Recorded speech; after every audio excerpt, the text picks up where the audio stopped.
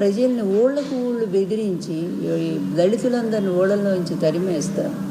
ఆడపిల్లల్ని అన్యాయంగా చెరుస్తున్నటువంటి వాళ్ళకి అండగా ఉంటూ పవన్ కూడా అట్లా తోడయ్యాడు, వాళ్ళకి తోడయ్యాడు.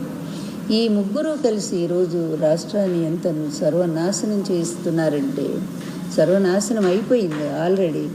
ఎక్కడికో పోవాల్సినటువంటి ఆంధ్రప్రదేశ్ ఎంత పెద్ద పెద్ద పరిశ్రమలు వచ్చినాయో అవన్నీ ఇప్పుడు ఎక్కడున్నాయో కూడా అడ్రస్ లేకుండా కేవలం ఒక ఎవరో కోసం పెద్ద పెద్ద పారిశ్రామికవేత్తలను కూడా తరిమేసే పరిస్థితి ఈరోజు. ఆ బాంబే నటి ఎవరు, ఆమె కోసం అటువంటి జిందాల్ సంస్థనే తరిమేసినటువంటి ఘనత ఒక్క చంద్రబాబుకే దక్కుతుంది.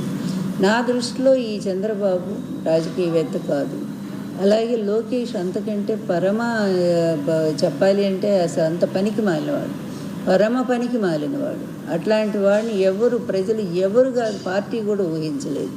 వాళ్ళ అవకాశం కోసం, ఏదైనా పదవుల కోసం పొగడొచ్చేమో కానీ అతని ముందు. కానీ బయట అందరికీ తెలుసు, మేధావులు కానీ ప్రజలు కానీ ఎవరు యాక్సెప్ట్ చేయని వాళ్ళు ఎవరంటే ఈ తండ్రి కొడుకులు.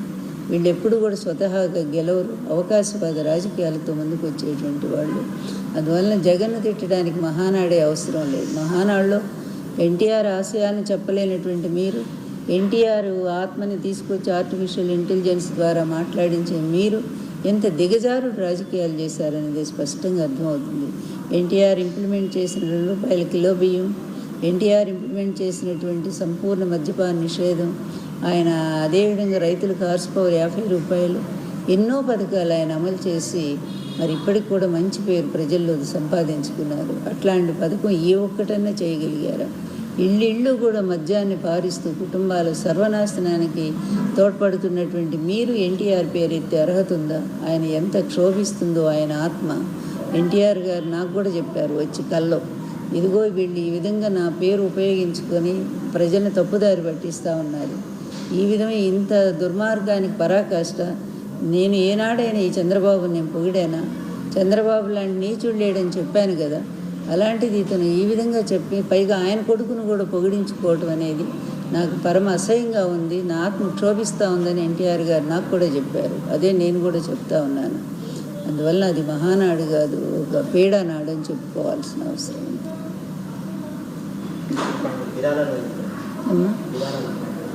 విరాళాలు అనేది అదొక అబద్ధం ఎప్పుడు కూడా. ఇప్పుడు కాదు, అది డాక్టర్ దగ్గుబాటి వెంకటేశ్వరరావు కూడా చెప్పారు ఇదే మాట.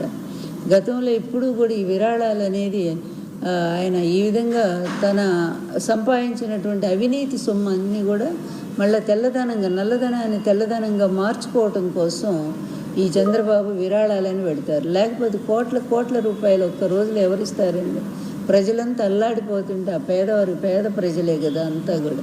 అలాంటి ప్రజలు నీకు కోట్ల రూపాయలు ఇవ్వగలరా? పోనీ ఒకళ్ళిద్దరు ఇచ్చినా ఏదో 5 కోట్లు 10 కోట్లు వస్తాయి తప్ప 100 కోట్లు ఎక్కడొస్తాయి? అది ఇప్పుడే కాదు, చంద్రబాబు నాయుడు మొదటి నుంచి అధికారంలో సంపాదించిన అవినీతి సొమ్మునంతా కూడా ఈ విధంగా మహానాడు పేరుతో, విరాళాలు అనే పేరుతో దాన్ని వైట్ మనీగా కన్వర్ట్ చేసుకుంటూ ఉంటాడు. ఇంతెందుకండి, అది స్కామ్లో, మన స్కిల్ స్కామ్లో దొరికినటువంటి డబ్బు పార్టీ ఫండ్ రూపంలో పార్టీ మెంబర్షిప్గా ఇచ్చినటువంటి డబ్బుగా చూపించినటువంటి అది కూడా బయటకు వచ్చింది కదా అట్లాగా. అందువల్ల ఎప్పుడూ కూడా ఇంతే దొంగదారిలో సంపాదించే డబ్బుని ఈ విధంగా వైట్ మనీ చేసుకోవడానికి విరాళాల పేరుతో అతను చేస్తూ ఉంటాడు. ఇది ఎప్పటి నుంచో అతను చేస్తున్న ఒక పెద్ద క్రిమినల్. నిజం చెప్పాలంటే ఒక పెద్ద మోసం, ఇది ఒక పెద్ద మోసం. కానీ ఈ మోసాల్ని తెలుసు అందరికీ, కానీ పట్టుకునే వాళ్ళు ఉండరు. ఎందుకంటే వాళ్ళు కూడా వీళ్ళకి దాసోహం అయిపోతున్నారు. సెంట్రల్ ఇంటెలిజెన్స్ లేదా, సెంట్రల్ క్రైమ్ బ్రాంచ్ లేవా? వీళ్ళందరికీ తెలియదా? అతని కేసులు ఎన్నున్నాయో తెలియదా? ఎందుకు రారు? ఈడీ ఎందుకు రాదు? ఎక్కడ ఏం జరుగుతుంది అనేది ఈరోజు ప్రజలందరి ముందు ఉన్నటువంటి సమస్య.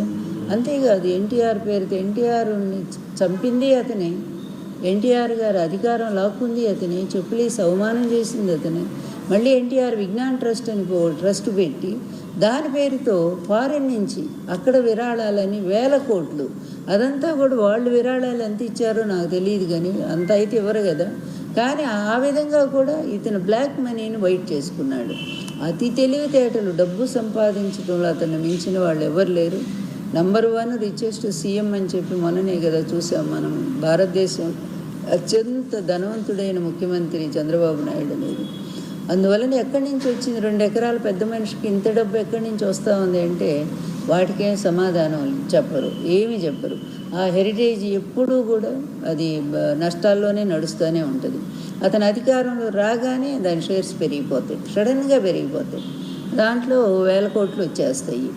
ఈ విధంగా ఒక దొంగ వ్యాపారాలు చేస్తూ దొంగతనంగా ప్రజల సొమ్మును లూటీ చేస్తూ ఈ తండ్రి కొడుకులు మరి ఉపన్యాసాలు మాత్రం భారీగా చెప్పుకుంటూ చివరికి ఎన్టీఆర్ పేరుని ఎన్టీఆర్ ఆత్మను కూడా ఉపయోగించటం అనేది వీళ్ళ ఒక నీచమైన రాజకీయానికి అదొక పరాకాష్ఠ స్థితిగా నేను భావిస్తున్నాను. అది చాలా తీవ్రంగా ఖండిస్తున్నాను నేను. ఎందుకంటే ఎన్టీఆర్ గారు మరోసారి మీరు వెన్నుపోటు పొడుస్తున్నారు ఈ విధంగా.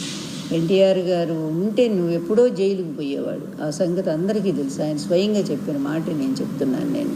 అందువలన అట్లాంటిది ఆయన ఈ విధంగా మీరు ఉపయోగించినంత మాత్రాన ప్రజలు నమ్ముతారు అనుకుంటే అదొక మీ వెర్రితనం, అంతే, మీ మూర్ఖత్వం.